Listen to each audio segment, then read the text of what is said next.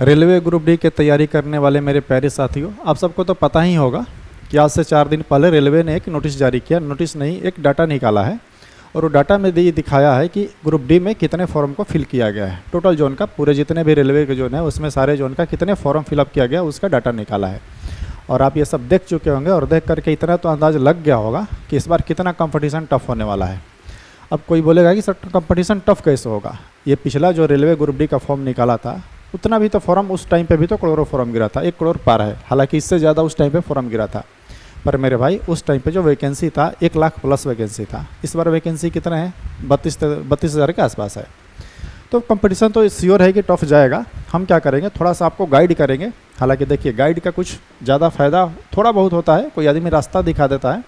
Guidance का और strategy का, किसी और के रणनीति का उतना तो मेरे अनुसार थोड़ा बहुत फ़ायदा होना चाहिए, ज़्यादा फ़ायदा नहीं होता है।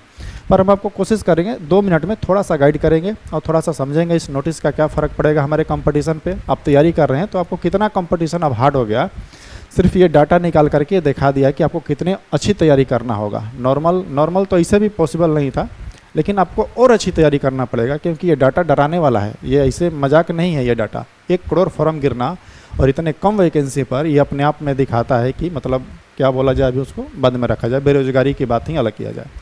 तो हम थोड़ा सा गाइड भी करेंगे। पर क्या करना है मेरे भाई, देखिए आप जब कॉम्पिटिटिव एग्जाम में आ रहे हैं, देखिए कभी भी टॉपर का सुनिएगा इंटरव्यू। अब सब मैच्योर हैं, टॉपर कभी ये नहीं बोलता है कि मैंने इसको फॉलो किया। उसका खुद की स्ट्रेटेजी होता है और खुद की रणनीति होता है, तभी वो टॉप किया है। हमें ज़रूरी नहीं है हमें टॉप करना है, पर हमें सिलेक्शन लेना है तो खुद की रणनीति बनानी होगी और हमें खुद ये समझना होगा कि क्या पढ़ना है। इतना तो समझ में आना चाहिए क्या पढ़ना है, क्या नहीं पढ़ना है और किस चीज़ को कैसे पढ़ना है। ये सारे हम लोग जब 11th-12th हम लोग पढ़ रहे हैं और इतना मैच्योर हैं तो ये सब कर सकते हैं हम तैयारी। पर फिर भी थोड़ा बहुत गाइड करना है, गाइड करेंगे।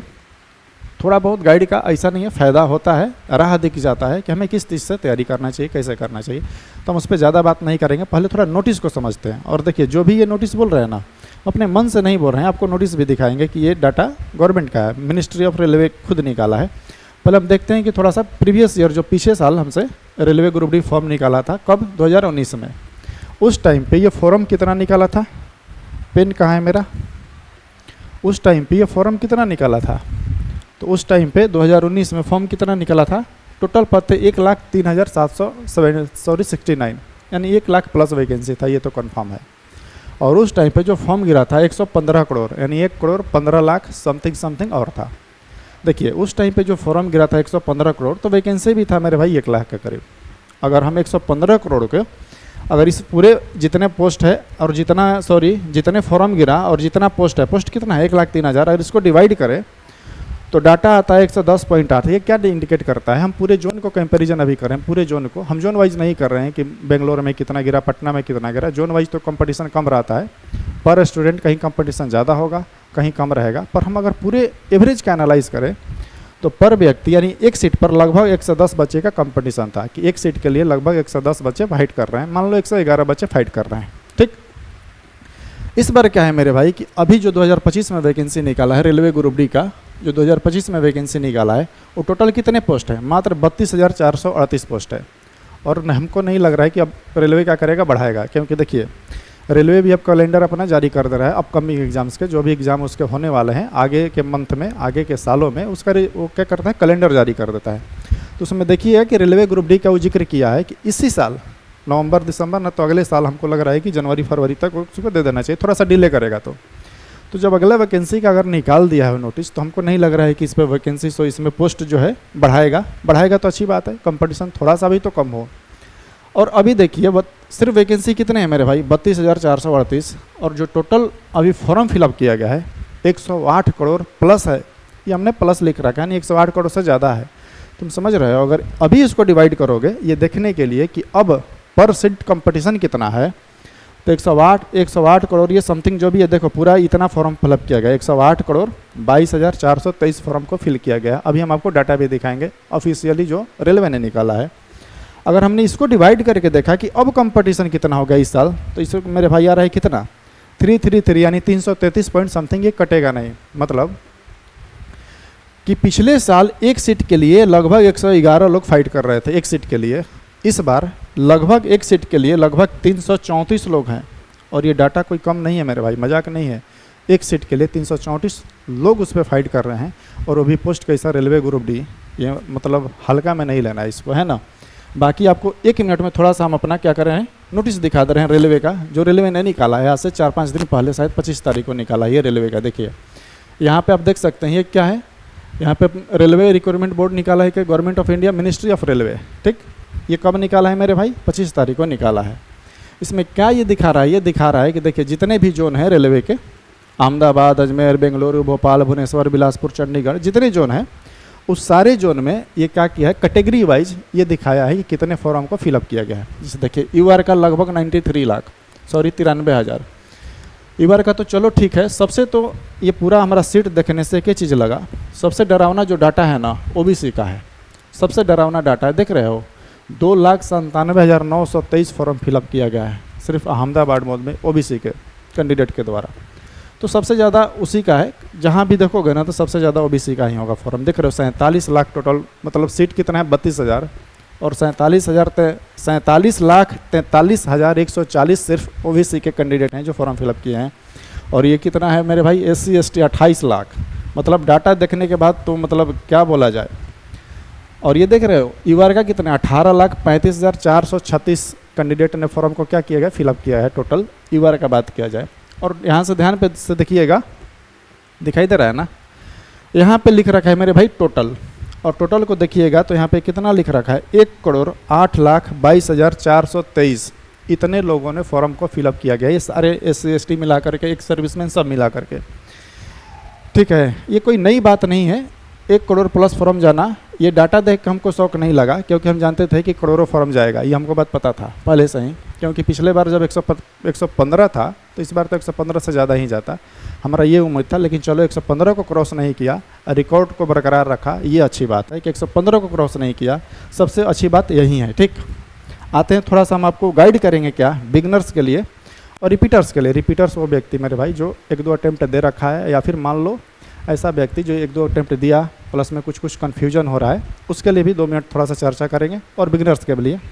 और थोड़ा सा हम बात कर लेंगे कि क्या क्या पढ़ना चाहिए, कैसे पढ़े कि थोड़ा सिलेक्शन। देखो मुश्किल तो है मेरे भाई, ऐसा नहीं है। देखो रेलवे ग्रुप डी है, और इस फॉर्म को तो ऐसा नहीं है कि जो IIT का तैयारी कर रहा है बच्चा, वो सब भी अब क्या कहा जाए मेरे भाई, वो सब भी आके 4th ग्रेड के नौकरी पेपर देख रहे हो ना, कि बढ़िया बढ़िया MBA किया हुआ, MA किया हुआ लड़का, MSc किया हुआ लड़का 4th पोस्ट का फॉर्म डाल रहा है। तो ग्रुप डी का है, हमको नहीं लग रहा है कि मतलब IITN वाला डाला होगा। यदि ग्रुप डी का लेवल का पोस्ट है तो उस लेवल के ही लोग इसमें भरे होंगे। ज़्यादातर हमको लग रहा है कि ये जो बिगनर्स होते हैं ना, जो अभी 12th पास आउट किया, उसका अभी नया एग्ज़ाम एज होता है, वो लोग भी बहुत ज़्यादा होते हैं। तो घबराना नहीं है, फाइट ठीक है, कंपटीशन है तो है, अब देखा जाएगा। तो आपको तैयारी भी उसी लेवल से करना होगा। और देखिए अभी जो मेन मुद्दा है मेरा कि ठीक है सर, जो वैकेंसी आना था वो तो आ गया, जो फॉर्म भराना था वो तो भरा गया। अब क्या किया जाए, अगर सिलेक्शन लेना है तो क्या कुछ मतलब इसमें ऐसा कुछ स्मार्ट अप्रोच लगाया जाए कि सिलेक्शन तक थोड़ा पहुंचा जा सके, है ना। तो देखते हैं थोड़ा सा, आपको हो सके तो हम गाइड कर सके तो कर सकते हैं, है ना। अब देखिएगा और अपने से भी खुद से एनालिसिस करिएगा। देखिए हमारा जो एग्ज़ाम होगा, मेन जो हमसे एग्ज़ाम का जो मेरिट बनता है मेरे भाई, आपको जानते हैं कि इसका 2-3 थी क्या बोलते हैं स्टेज में इसका सिलेक्शन प्रोसेस है। पहले आपसे CBT लेगा, कंप्यूटर बेस्ड एग्जाम्स, यानी कि रिटर्न वाला, फिर आपका फिजिकल होता है, फिर उसके बाद मेडिकल होता है, फिर डॉक्यूमेंट वेरिफिकेशन कराएगा, फिर ज्वाइनिंग कराएगा। लेकिन सबसे मेन मुद्दा ये है कि सर ज्वाइनिंग होगा किस पे, मेरिट किस पे बनेगा। तो मेरिट मेरे भाई फर्स्ट एग्जाम पे, प्री पे यानी कि CBT पे ही बनता है, जो कि आपका 100 नंबर का होगा, ठीक। और कितने घंटे का होता है, 1.5 घंटे का होता है, 90 मिनट का एग्जाम होता है ये रेलवे ग्रुप डी का। इसी 90 मिनट में आपका ना कर्तव्य दिखाना है, अपने पावर को दिखाना है, अपने इंटेलिजेंस को दिखाना है, और नौकरी लेकर जाना है, बस फर्स्ट एग्जाम। फिजिकल इसका उतना मतलब कह सकते हैं ना नॉर्मल, ना ही टफ कह सकते, ठीक ठाक है फिजिकल। आप देख लीजिएगा इसमें पूछेगा क्या, देखो 4 सेक्शन है इसका। पहला मैथ्स पूछता है, मैथ को क्वेश्चन पूछेगा मेरे भाई 25 क्वेश्चन। रीजनिंग कितने पूछेगा, 30 क्वेश्चन। GS कितने, 25 क्वेश्चन। GS माने जनरल साइंस, जिसमें साइंस में तीनों आ जाएगा, फिजिक्स, केमिस्ट्री और कौन सा बायो। ऐसे ही चौथा सेक्शन भी लाता है GA, जनरल अवेयरनेस मेरे भाई, जिसमें पॉलिटी, हिस्ट्री, इकोनॉमिक्स ये सारा आता है ना, उसको GA बोलते हैं। और करंट अफेयर्स का कुछ क्वेश्चन डालेगा, और टोटल मिला के कितने क्वेश्चन डालेगा, 20। आप अगर सबको ऐड करिएगा तो 30, 20, 50, 50 कितने मेरे भाई, 100 क्वेश्चन हुआ। आपसे 100 क्वेश्चन का सवाल पूछेगा। अब देखो हम तैयारी बताएंगे, स्ट्रेटेजी बताएंगे किसी एक पेपर को लेकर के, आप सबको उसी पे अप्लाई करना है, ठीक। आइए थोड़ा सा समझ लेते हैं। देखो मेरे भाई, मैथ्स ऐसा चीज़ है ना, मैथ थोड़ा सा आते हैं और आगे बढ़ते हैं कि देखो यहाँ पे लिखे हम बिगनर्स और एक कौन सा रिपीटर्स। बिगनर्स तो हमको थोड़ा सा ये है ना कि जैसे आपका पहला एग्ज़ाम है तो उतना प्रेशर लेना है नहीं, ठीक। और देखो ऐसा नहीं है कि इसका एग्ज़ाम का अगर बात करें तो हमको लग नहीं रहा है कि अभी कोई डेट निकाला है तो 2-3-4 महीना में हो जाए। मतलब हमको जहाँ तक लग रहा है कि आपको इतना तो टाइम मिल जाएगा कि आप चाहे तो सिलेबस को कवर कर सकते हैं। तो आप कवर करिए, अपने आप अपना रूटीन बना लीजिए और कवर करिए, मत सोचिए कि कल एग्ज़ाम है परसों, आप कवर करिए ना, हो जाएगा वो। अभी एग्ज़ाम इसका कब होगा कुछ नहीं, कुछ सूचना है ये नहीं है ना। तो हमको लग रहा है कि अभी एग्ज़ाम होने तो सब कवर हो जाएगा। देखो मैं एक सब्जेक्ट का उदाहरण लेके चलता हूँ, मान लो मैथ है, ठीक। पहला सवाल ये है कि सर हमें 100 को क्वेश्चन है और 100 नंबर का है, कितने मार्क्स का है मेरे भाई, 100 मार्क्स का है, ठीक। 100 मार्क्स में से सिलेक्शन के लिए हमें कितना नंबर लाना होगा। अभी तक हम जो डाटा देखे हैं पिछले 2019 का, तो हमको जहाँ तक लग रहा है मेरे भाई किसी का तो मतलब 57, 55, 56, 57, 60, कहीं कहीं 70, 71 पे भी हो रहा है सिलेक्शन, है ना, कहीं कहीं 50, 55 पे भी हो जा रहा है। पर अगर मुझे जहाँ तक लग रहा है इस बार अगर आपका रो स्कोर है मेरे भाई, रो स्कोर, ये नॉर्मलाइजेशन स्कोर नहीं है। जो रिजल्ट निकालता है मेरिट, वो किस पे निकालता है, नॉर्मलाइज स्कोर है, वो बढ़ा हुआ स्कोर है। जैसे नॉर्मलाइज स्कोर आप जानते हैं कि अगर 60 लाइएगा तो किसी शिफ्ट में अगर शिफ्ट आपका हार्ड है तो आपको नॉर्मलाइज करके 60 के बदले कितना हो जाएगा, 70, 65, मतलब बढ़ जाएगा कुछ। तो नॉर्मलाइज स्कोर है मेरे भाई। ये मैं रो स्कोर की बात कर रहा हूँ कि यदि आप 100 में से अगर 70 प्लस आप नंबर ला पा रहे हैं तो मुझे जहाँ तक लग रहा है कि हो जाना चाहिए। 70 प्लस रो स्कोर है, नॉर्मलाइज जो होगा आपको हमको लग रहा है कि 75, 76 मैंने जो हो जाना चाहिए, कहीं कहीं 80 भी हो जाएगा। उसकी गारंटी अब वो शिफ्ट वाइज होगा कि शिफ्ट आपका कैसा है। लेकिन अगर आप 70 ला रहे हैं तो जहाँ तक हमें लग रहा है कि हो जाना चाहिए। बोले सर कि 70 कैसे लाएंगे, थोड़ा देखते हैं इसको, क्या 70 लाना संभव है कि नहीं, हम थोड़ा देखते हैं। अगर मान लो थोड़ा सा और पीछे आ जाते हैं कि मान लो कोई व्यक्ति मैथ्स है, मैथ में 25 क्वेश्चन पूछा, कितने क्वेश्चन पूछा, 25 क्वेश्चन। और देखो मैथ ऐसा सब्जेक्ट है ना कि अगर कोई बोलेगा कि हम 100 में 100% नहीं कर सकते हैं तो गलत भी नहीं बोल रहा है, और अगर कोई बोल रहा है कि मैं 100 में 100% गारंटी के साथ कर दूंगा तो वो भी गलत नहीं बोल रहा है, उसको क्या कह सकते हैं। पर मेरे भाई मैं ये मानता हूँ कि 100% लेके नहीं चलना चाहिए। एग्ज़ाम है, उस टाइम पे मेंटलिटी क्या रहता है, डाटा एक भी गलत हुआ पूरे 1.5 घंटा है, लेकिन इस लेवल का क्वेश्चन देता है कि 1.5 घंटा मतलब 1 घंटा में आप कर लीजिएगा। 1.5 घंटा बहुत ज़्यादा समय होता है। पर ठीक है, हम उतना लेके नहीं चलेंगे कि 25 में 25 मार दो। पर मुझे जहाँ तक लगता है कि इसमें 22-23 क्वेश्चन तो अटेम्प्ट हो जाना चाहिए। अगर आप इतना प्रैक्टिस कर लिया, आप मान लीजिए 5-6 हज़ार क्वेश्चन कम से कम कर लिए, आपको बताएंगे अभी कौन सा बुक से प्रैक्टिस करना है, आप चाहे तो ले सकते हैं, ठीक, आपकी मर्जी। पर मुझे जहाँ तक लग रहा है कि 20-22 क्वेश्चन तो अटेम्प्ट हो जाना चाहिए। मैथ ऐसा सब्जेक्ट है मेरे भाई कि उसमें देखो ना थ्योरी होता है उतना और ना उतना झंझट होता है। डाटा पे काम करिए, आप फटफट बनाते जाइए खुद से भी। तो मान लो तुम 22-23 नहीं कर सकते हो, मान लो 20-21 तो कर दोगे, 3-4 क्वेश्चन छूट जाएगा। मान लो 21 क्वेश्चन कर दिए। हम इसमें भी रीजनिंग देखो, ये सब थ्योरी वाला क्वेश्चन नहीं है। रीजनिंग क्या है, जनरल इंटेलिजेंस, आपकी सोच कितनी है और सोच कैसे आएगा, प्रैक्टिस करने से। अब रीजनिंग में तुम क्या सीखोगे, 1 महीना में पूरा कोर्स खत्म हो जाएगा। अगर आप चाहोगे तो 1 महीना बहुत है, पूरे चैप्टर को आप क्रैश कोर्स करिए, 2-2 घंटा का देखिए, फटक फटक आगे बढ़िए।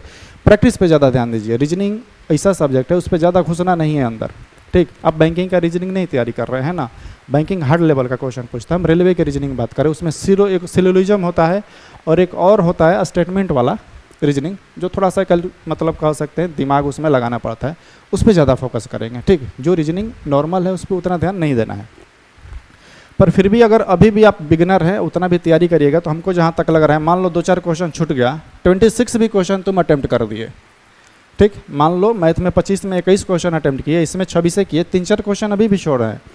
इसमें मेरे भाई मेरा जहाँ तक अनुभव है, बहुत लोगों का ये है कि मान लो ये 25 क्वेश्चन और ये 20 क्वेश्चन जीके एंड जीएस, ये थोड़ा सा ये होता है ना कि डाटा डायरेक्ट याद नहीं रहता है बहुत सारे लोगों का और बहुत सारे छात्रों का ये मतलब रहता है। और मेरा भी ये कमजोरी है, मैं क्या बोलूँ कि जीके जीएस थोड़ा सा मतलब नहीं हो पाता है उतना कवर, बाकी तो सब डाटा में हो जाता है। तो जिसका अच्छा है वो तो मेरे भाई उसका तो ऐसे ही सिलेक्शन मान लो हो गया, क्योंकि मैथ रीजनिंग ऐसा है ना कि ये लगभग मतलब हम क्या बोले 90+ जितने भी कैंडिडेट हैं वो सब बना के आएगा। आप ग्रुप का लेवल देखिएगा, ऐसा ना टफ भी उतना पूछता नहीं है। अगर कोई लड़का सिर्फ सिलेबस भी कवर करके जा रहा है तो इतना अटैम्प्ट कर देगा, मेन इसी में आके फंसेगा जीके जीएस में, ठीक। तो मान लो हम मान लेते हैं कि 45 क्वेश्चन पूछा और किसी का अच्छा है वो 40 नंबर मार दिया, तब तो उसका तो मतलब हो ही गया, अब क्या बोलना है। हम लेके वो चलते हैं मेरे भाई कि ये टोटल मान लो कि 45 क्वेश्चन है, 45 क्वेश्चन है ना, हम अपने आप को या फिर ऐसा कैंडिडेट को लेकर चलते हैं जिसको डाटा उतना याद नहीं रहता है। हम मान लेते हैं इसका आधा क्वेश्चन वो अटैम्प्ट कर पाया, मात्र आधा।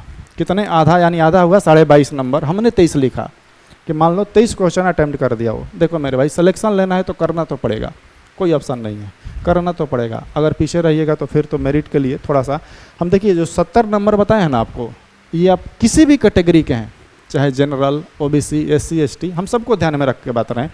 हालांकि एससी एसटी का कट ऑफ बहुत कम जाएगा, बहुत कम का मतलब उतना भी फ़र्क नहीं आएगा। हमको लग रहा है कि उसको भी 50, 55, 60 तक अगर ला देगा लोग, 60 तक तो हो जाना चाहिए, 60 तक तो हो जाना चाहिए। तो अगर मैं बात करूं कि अगर मैथ में सर 21 को सही कर दिया, 26 को, ये सही का मैं बात कर रहा हूँ, रो स्कोर बोल रहा हूँ, यानी काट छाट के इतना आना चाहिए। अभी ना कि मार के आ रहे हो इतना, तो वो तो फिर गलत भी तो होगा। 100 में 100%, 100% थोड़ी ना मेरे भाई सही हो जाएगा।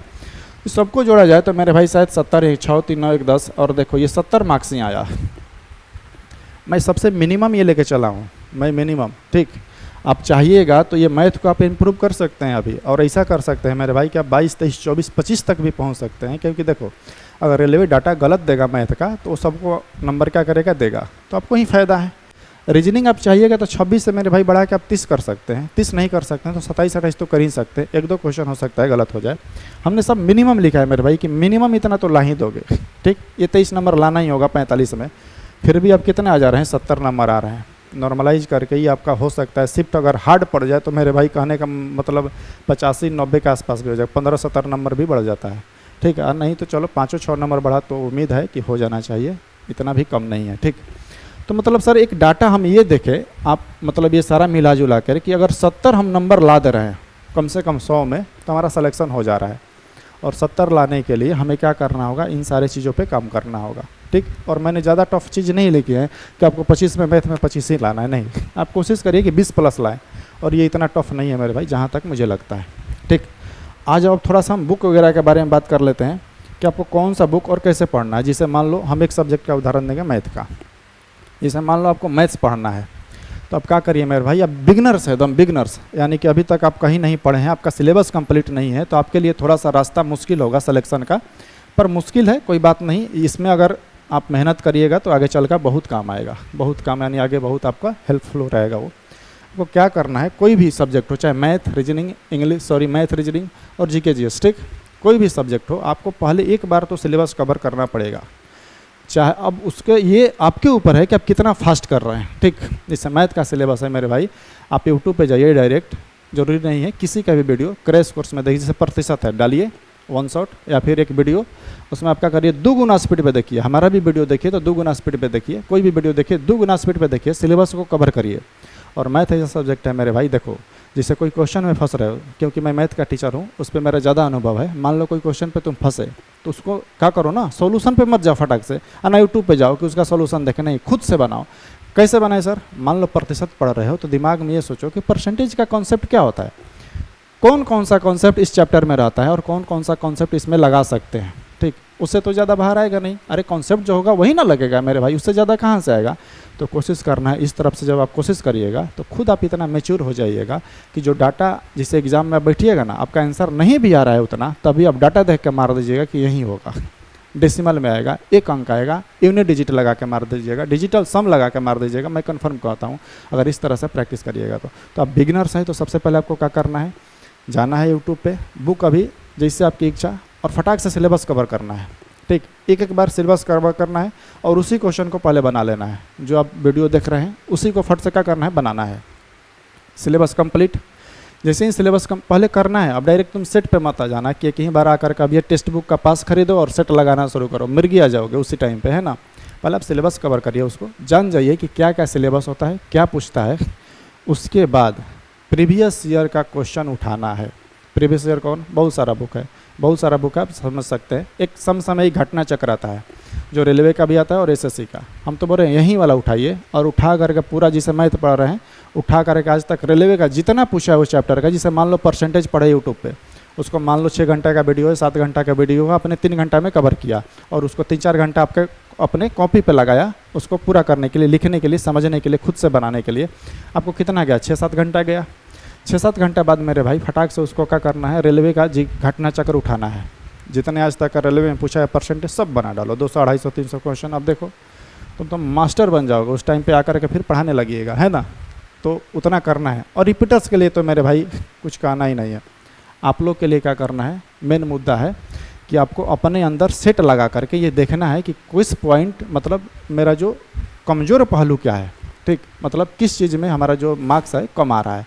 जीके जीएस में आ रहा है तो जीके जीएस के किस पॉइंट से हम पिछड़ रहे हैं, ठीक। मान लीजिए मैथ में आपका मार्क्स कम आ रहा है, तो आप अपने आप को टेस्ट लगा के एनालाइज करिए कि एडवांस मेरा खराब है कि अर्थमेटिक खराब है, अर्थमेटिक में कौन सा चैप्टर खराब है, पहले आप उस चीज़ को कवर करिए, ठीक। उसको कवर करना है, बढ़िया से कवर करना है। ऐसा नहीं कि एक बार कवर किए नहीं, बढ़िया से कवर करना है, तब जाकर एग्ज़ाम में क्या करें आप अच्छा परफॉर्म करिएगा। ऊपर ऊपर कवर करोगे मेरे भाई कुछ नहीं होगा। डिटेल में जाना है, हवा में उड़ाना नहीं है। डिटेल में उसको कवर करिए, अच्छे से कवर करिए और फिर उसको प्रैक्टिस करिए, फिर जाके सेट लगाइए। और जो रिपीटर्स हैं उसको तो मेरे हिसाब से सेट लगाना ही चाहिए, ताकि उसका क्या रहे, फ्लक्चुएट बना रहे। सिलेबस आपका ऐसे ही 80-90% कवर होगा, 1-2 पॉइंट जो है आपका छूटा होगा, क्योंकि आप बिगनर्स नहीं हैं, आप सिलेबस पढ़ लिए हैं। तो आप उस चीज़ पे कवर कर लीजिए जो आपका कमज़ोर पहलू है, जिसमें नेगेटिव मार्क्स आ रहा है या फिर नहीं आ रहा है, जिसमें नहीं समझ में आ रहा है, उसको आप फोकस करिए और फटाक से उसको कवर कर करके आप प्रैक्टिस करिए। जितना हो सके प्रीवियस ईयर के क्वेश्चन को प्रैक्टिस करना है, नई नई क्वेश्चन को प्रैक्टिस करना है। और हाँ, कोशिश करना है कि एक ही चीज़ को 10 बार 20 बार पढ़ें। जैसे मैथ का कोई एक बुक उठा लो प्रीवियस ईयर का, तो उसी को 3 बार 4 बार बनाना है, ये ना कि एक बनाओ फिर दूसरा बनाओ, नहीं। रेलवे का है तो रेलवे का पूरा क्या करो, एक ही चीज़ को 4 बार 5 बार पढ़ना है, रिवीजन, ठीक।